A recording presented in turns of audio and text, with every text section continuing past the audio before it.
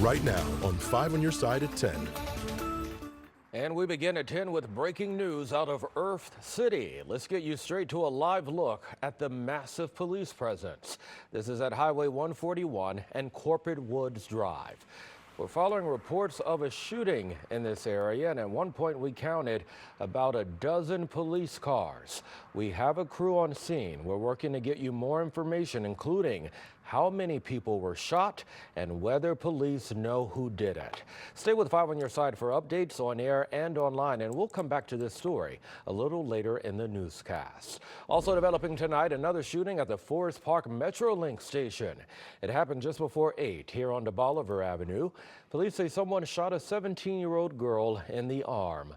No word on her condition tonight. Police have not identified any suspects, but I can tell you this shooting comes 1 week after someone shot and killed a woman at that same station. We want to thank you for joining us at 10. I'm Brent Solomon. We are in store for a hot stretch of weather. For the first time this year, 90-degree temps are in the forecast. Weather First meteorologist Gary Frank joining us now with a first look at that forecast. Gary. Yeah, good evening. It's heating up just a little bit. We've had a couple of days in the upper 80s so far this year, but it's going to get hot. We felt it a little bit today. We'll feel more of it today, tomorrow, and over the next few days. We are staying dry for the most part, but then severe weather returns, and that's going to be obviously the first time we're not dry, but we'll be dry through about midday Tuesday. We're still dry outside right now. It's pleasant, and you can see some more police action there in the background. Kirkwood Farmers Market.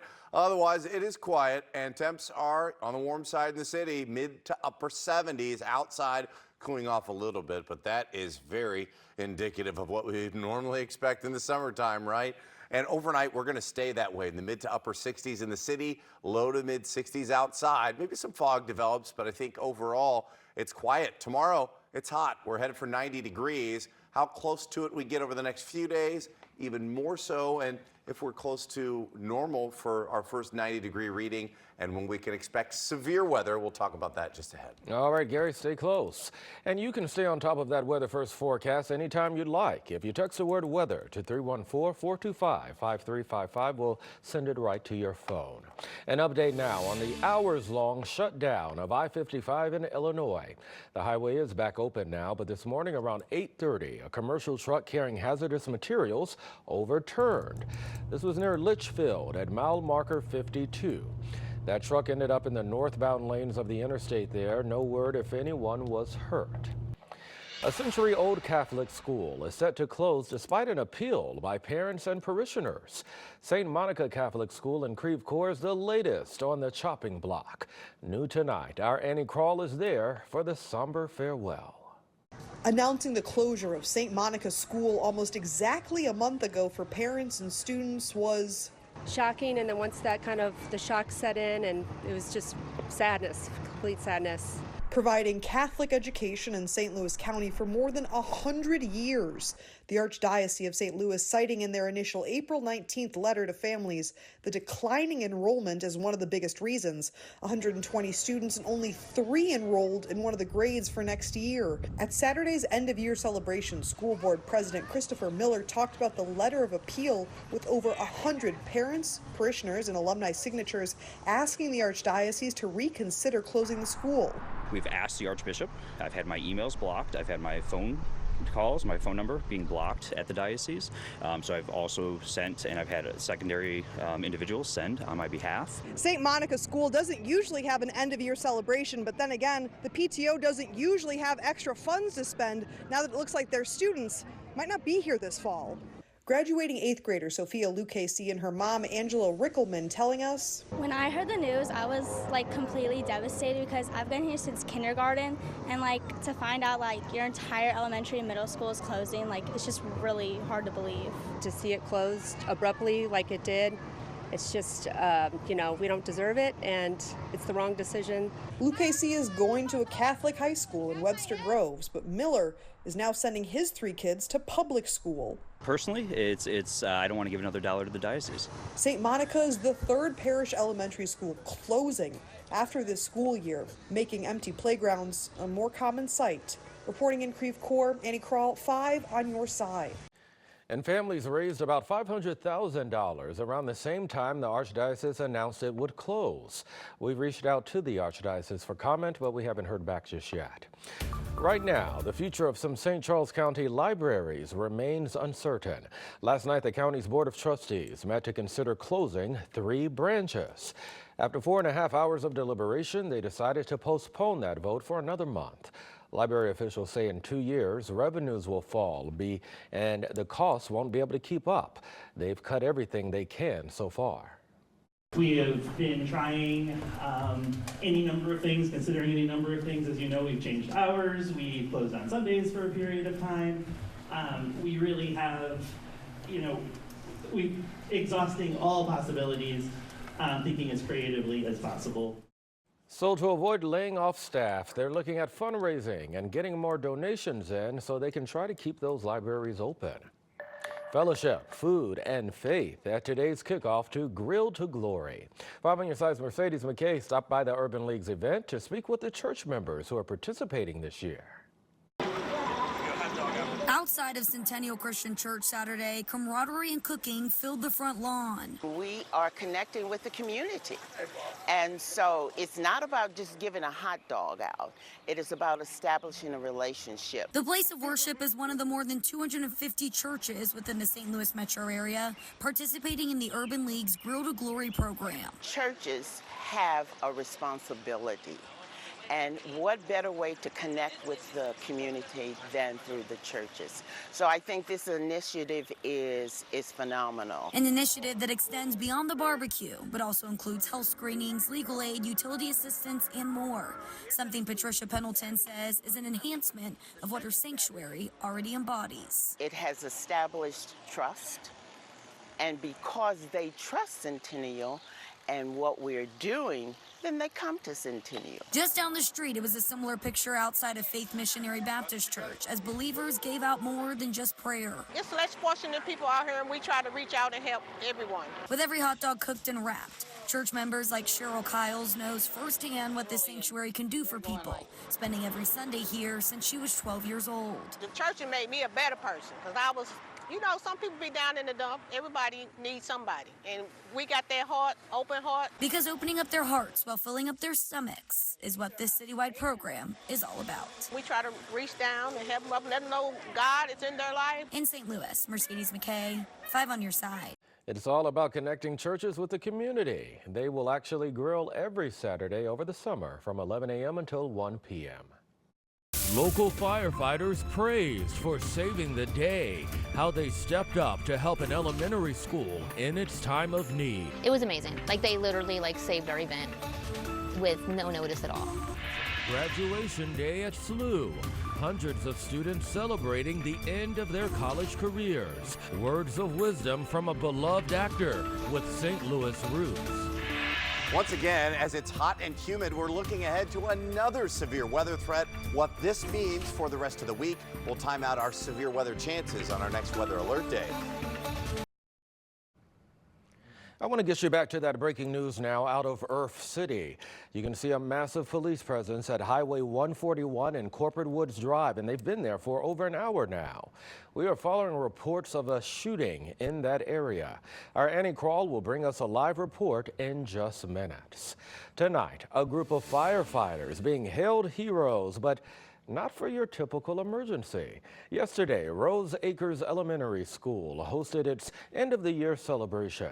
Well, hours before the big event, the food truck canceled, leaving no food for 400 people. The Pattonville Fire Department found out about it and stepped up to help. Firefighters purchased food and grilled for all of those families for free. We always love helping the community in any way we can, so we thoroughly enjoy it. Yesterday was a little bit out of the ordinary, but at the same time, it was just, being good members of the community and having a successful outcome. We hoped that maybe they would just help a little bit, just anything. We were looking for anything, and they did everything. The firefighters even let those kids check out their fire trucks. They couldn't stay for long, though. They eventually had to leave to handle an emergency. Our severe weather risk is increasing yet again on Tuesday, with some of our area highlighted in a 30% chance. What that means for us will time out the possibility of severe weather increasing this week. Let's get you back to that breaking news we've been telling you about throughout this newscast. A massive police presence in Earth City off Highway 141. Our Annie Krall is live on scene. And Annie, what seems to be happening there? Brett, let me explain what's going on behind me. As you can see, there's at least 7 police cars, most of them from City of Bridgeton Police. And just over my shoulder, this is exactly what Corporate Woods Trail looks like. Just in the last few minutes, we've had several cars come up to our news crews asking what is going on. And of course, we are still investigating as police try and unlock what this potentially might have been. In fact, it might have been a shooting. And of course, we have some cars going down the street as well. They've pulled over asking what is happening. That's at least half a dozen cars along this intersection. So of course, a lot of questions at this hour, but we will continue to keep you updated, because here we will be updating you online at KSDK.com as well as on air on KSDK with Channel 5. For now, though, reporting live, Annie Krall, 5 on your side. All right, Annie, thank you. Stay with 5 on your side for continuing coverage of this breaking story. Today, the class of 2024 at St. Louis University graduated. Nearly 1,600 students packing Chaffetz Arena for that ceremony today. And for many undergraduates, this was their first traditional graduation. Many of them were denied a high school ceremony due to the pandemic 4 years ago. St. Louis native and actor John Hamm offered words of wisdom to the new grads. Failure is how we ultimately succeed. Keep failing. Fail better. It works. I have failed my way into success. Every bad audition, every double shift, every setback in my life has moved me forward, made me better, and brought me, ultimately, here, imparting to you that wisdom. Hamm closed his speech asking students to celebrate their achievements and to take pride in their future endeavors. Let's get you over to historic Frenchtown in St. Charles. For several hours today, mural artists added a splash of color along 2nd Street here for the 2nd Mural Art Festival. This was the Street Mural Art Festival, I should say, not 2nd. This year, they're adding 3 murals at different intersections, and we actually caught up with an artist who says he wanted to paint something that really represents Frenchtown. I came up with the idea for the Mardi Gras mask and just really wanted to punch up the color on that, and I created an anamorphic design so that from this vantage point you don't have to guess what it is. You know, it's bold, it's in your face, and it's easy to tell that this is an incredible Mardi Gras mask. It's pretty neat too. The Street Mural Art Festival continues tomorrow from noon until 5, and besides painting, there are vendors, crafts, and even music.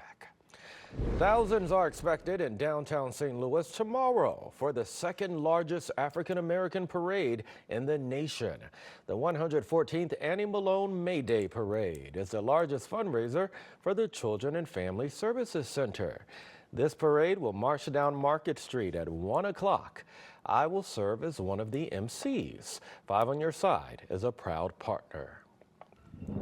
And I was chatting with Gary Frank a little earlier about what to wear tomorrow, because I tell you what, we are really starting to see and feel those hot temperatures. I know. We want you to dress in light colored clothing and, you know, just breathable, and get sunscreen. Don't forget about the sunscreen. That's the you know, key. this time of the year where you got to put it on. You can tell I've been outside plenty over the last few days, and it's that time of the year where we got to think about that. We're also adding the heat and humidity and want to stay hydrated, of course, but it's one of those things that catches up with you pretty quickly, especially being in the urban setting. It's a little warmer in the city on that concrete.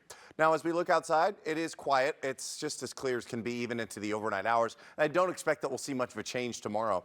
What you're looking at right now is a little bit of a breeze. It's still 80, though, and when it's this warm, it's not going to drop all that much into the overnight hours.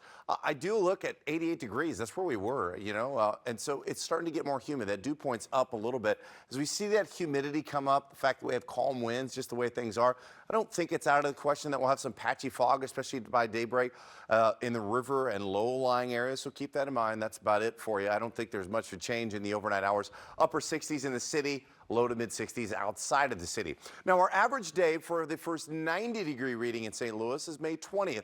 Now, this is the 1874 average. The nearer ones are probably a little sooner, so we're probably more on our average schedule, but we're going to head to that for the next few days. Guess what? Tomorrow's the 19th. There's the 20th. And the 21st, you get it. And we're going to see temps close to 90 degrees, if not exceeding that, all the way through Tuesday and Wednesday. It's hot, it's humid. So what changes it back into the 80s? Well, of course, a front. But we're not seeing that piece of energy develop just yet. It's going to work its way and start to develop in Idaho and Wyoming. And we'll see this a little bit more. Watch this dip down just a little bit more. And that's going to be the catalyst for our next strong to severe storm that develops. In fact, the Storm Prediction Center already highlights a large area from southern Wisconsin all the way into northwestern Arkansas. Now, the areas that are involved in that 30% risk include Bowling Green, Herman, areas off to the northwest. What that means and translates into the normal colors you'll see is probably an enhanced risk for severe weather. That's category 3 of 5. We'll see if that shifts tomorrow. Tomorrow's day 3. They'll update it with different colors that you're probably more familiar with. At this point, this looks like it's going to arrive much later in the day on Tuesday, maybe into the overnight on Wednesday. This may change, but right now, more strong storms. We'll call it after 5 right now on Tuesday, with the threat being 60-mile-an-hour wind, hail, and tornadoes. Not out of the question. All those are on the table at this point. We'll try to modify that and bring you more updates on timing and threats later on, but we'll monitor that as we see temps work their way back into the 90s, and then it snaps back into the 80s, and then an active Memorial Day weekend is expected as well by Sunday and Monday. All eyes on Tuesday. It's going to keep you busy. You got it. All right, my friend, thank you much. Corey standing by now with sports. Well, guys, don't look now, but that team over at Busch Stadium may have found its offensive mojo. And maybe they could spare some offense for City SC right now. We've got a loaded sportscast coming up next. This 5 on Your Side Sports Report is sponsored by Telly Tire and Auto Centers, driving your way since 1942. For the last week or so, the Cardinals lineup has more or less looked like the lineup we were expecting to see in 2024. Now, I'm not saying everything is fixed. The team is still 5 games under 500, but this series against Boston has certainly raised the spirits, at least a little bit. Miles Mikolas on the hill against the Red Sox tonight. He was good, 5 innings, 1 earned run, but the story tonight against Boston was defense with some amazing plays from Arenado and Mason Wynn. You see right there, look at this play from Nolan Arenado. He's the best in the biz. And another big night from the offense. Second day in a row with a homer from Nolan Gorman. He tattooed that one. Cardinals go up 1-0. Watch out if he gets hot. And then things exploded in the 8th. Game tied at 2, and here come the Cardinals. 4 hits in a row to take the lead, coming from Arenado, Burleson, Herrera, and Gorman, and eventually the capper. A 2-run single from Lars Nootbaar goes under a glove and sends Newt to third. Yeah, they're fired up just a little bit. Every St. Louis player that took an at-bat tonight got a hit, and the Cardinals close it out for the 7-2 victory. Yeah, it just seems like guys are more relaxed, not stressing, and leading up to Milwaukee was as bad as it could get, for us. So, I think we just realized, we got to stop stressing and just let our skills take over and compete, and whatever happens, happens. Tomorrow night on Sports Plus, Frank Cusimano sits down with John Mozeliak for a candid conversation about the current state of the franchise. Here are some of Mo's thoughts on if he ever gets worried about his own job security. If I were to never work another day again in baseball, I'll be okay. I'll figure out something to do. Like, it's not where I was, 15, 20 years ago and I would have been fired. It would have been much more devastating. And, but I take a lot of pride in what I do and what we try to do here as an organization. And, I hope it doesn't end that way, but I certainly understand it's plausible. This 5 on Your Side St. Louis City SC coverage is sponsored by Together Credit Union. The MLS schedule can be unrelenting at certain points of the season. This is one of those points. City SC made their Cincinnati debut tonight for the club's 3rd game in the past 7 days, and it was a rough night against one of the league's best teams. Great crowd in Cincy tonight for this one, and they would strike first. Penalty kick, last year's MVP Luciano Costa buries it, 1-0 Cincy. City struggled again to score tonight, so Cincinnati decided to help them out. Look at this. That's got to be one of the worst own goals I've ever seen, but hey, guess what? It counts the same, 1-1. Edu Leuven did play tonight for the first time in more than 2 months. Roman Berkey made some good saves, but Cincinnati would pull away. This goal made it 3-1, and that was the final score. City drops its second game in 4 days.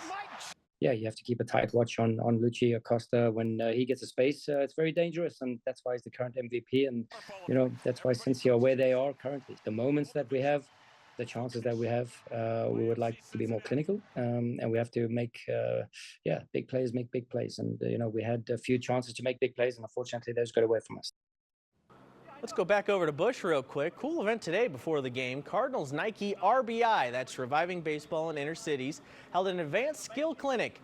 Former Cardinal Scott Terry was among those on hand to instruct, and current Cardinal Brandon Crawford even stopped by. It's for kids ages 14 to 18, and they're coming from under-resourced neighborhoods in our St. Louis community, and we're running a clinic here today where we're breaking down all the fundamentals, different techniques that they can learn. Saturday at the PGA Championship in Louisville, no arrests to report today, at least to my knowledge. Some amazing shots, though. The hometown boy, Justin Thomas. Yeah, we're showing you this. It's going to go in. That is a high degree of difficulty, to say the least. Bryson DeChambeau, how about a chip in for Eagle? No surprise he's going to be fired up at this shot. He's 2 shots back at 13 under. This putt was for a 61 for Shane Lowry. Just misses. It would have been the lowest round ever in a major if it went in. He's also 13 under. This man is tied for the lead. Colin Morikawa gets it to go. Him and Xander Schauffele are 15 under heading into the final round. Mizzou softball facing elimination in their regional Saturday against Indiana. Tigers got some great pitching and clutch hits throughout this one. Star closer Taylor Pinnell shuts things down. Mizzou won that game 5-1 to stay alive. They're actually playing another game right now against Washington at home. They lead 4-1. All right. We like that. Thank you much. And thank you for joining us. That's all of our time. Saturday Night Live is next.